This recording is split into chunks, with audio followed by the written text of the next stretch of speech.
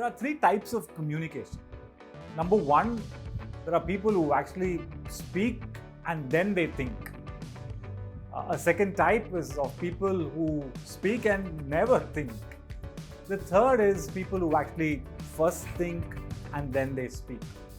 You see, it's so important to be careful with words because words have the power to build or to break, to heal or to hurt, to usher in peace or even to initiate a war.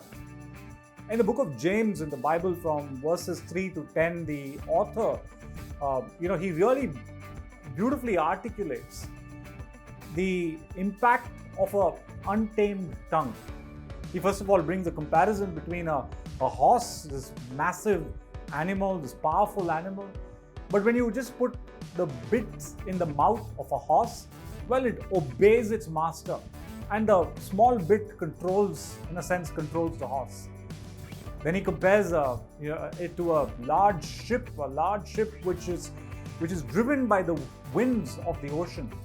But only takes a small rudder to navigate and to control the ship. Then he talks about a forest and how a small fire can just set the whole forest on fire. And he says that's exactly how the tongue is. You see, when a tongue is not controlled, it really sets on fire the whole course of life. It can do untold danger. And he beautifully sums up the whole passage and he says, you see, with the same tongue we praise God and the same tongue we kind of curse people who are created in the image of God.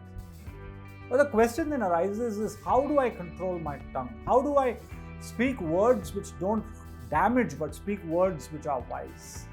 I want to present to you a threefold filter which controls our speech, and not just controls our speech, in fact makes our speech wise. Well, this is articulated by the Apostle Paul in the book of Ephesians, chapter 4 and verse 29. If I were to paraphrase that verse, this is what he's basically saying in his letter to the church at Ephesus. This is what he says. He says, ensure that no unwholesome or corruptible talk come out of your mouth. Instead, speak words that are good to build up. Speak words that are fit for the occasion. And speak words that are full of grace to the listeners. And for me, that's very practical advice. It's like a filter.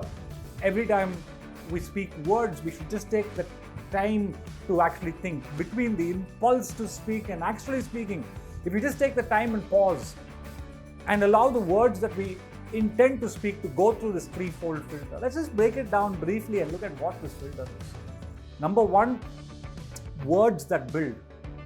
So I think we need to ask ourselves this question: the words that I intend to speak, will these words actually build the confidence of the listener? Will build the faith of the listener, build the conviction of the listener, build assurance in the listener, or will it break down? You see, careless words breaks down, but careful words build up. Even criticism can actually be constructive. The second filter that I want to talk to you about is a filter which the Apostle Paul says, are they fit for the occasion? And here, again, the question that we need to ask ourselves before we allow the words to utter or come out of our mouth is the filter of relevance.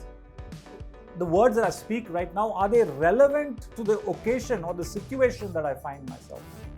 You see, wise words synergizes with the occasion.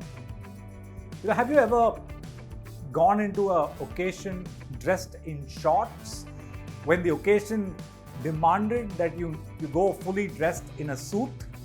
Well, that's how it is, right? You're speaking the wrong word at the wrong time. It really is a manifestation of foolishness. The third filter that he talks about, he says, let your words be graceful to the listeners. Again, the question that we need to ask ourselves before we utter the words is, are these words graceful to the listeners? Am I speaking words of gossip or am I speaking words of grace? Am I speaking words that close the minds of people that I'm speaking to, or am I speaking words that open up the minds of the people that I'm speaking to? Am I speaking words that put people down, or am I speaking words that lift people up. These three filters, I believe, are so practical. And if we only take the time to use these filters, we will actually end up speaking wise words. And to summarize, the filters are: speak words that build up, speak words that are fit for the occasion, which are relevant, and speak words that are graceful. You see, words are so powerful. Life and death is in the power of the tongue, is what we are told, right? So speak your words and use the power to build and not to break.